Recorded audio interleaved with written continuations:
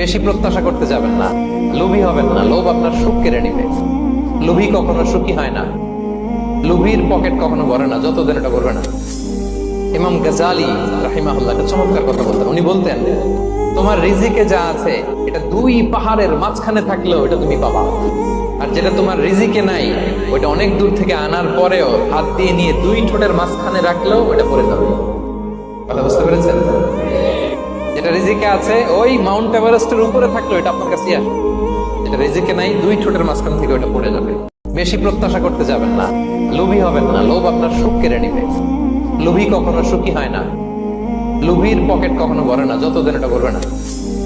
ইমাম গাজালি রাহিমাহুল্লাহ একটা চমৎকার কথা বলতেন। উনি বলতেন, তোমার রিজিকে যা আছে এটা দুই পাহাড়ের মাঝখানে থাকলেও এটা তুমি পাবা, আর যেটা তোমার রিজিকে নাই ওইটা অনেক দূর থেকে আনার পরেও হাত দিয়ে নিয়ে দুই ঠোঁটের মাঝখানে রাখলেও ওটা পড়ে যাবে। কথা বুঝতে পেরেছেন? যেটা রিজিকে আছে ওই মাউন্ট এভারেস্টের উপরে থাকলেও এটা আপনার কাছে আসবে, যেটা রিজিকে নাই দুই ঠোঁটের মাঝখান থেকে ওটা পড়ে যাবে।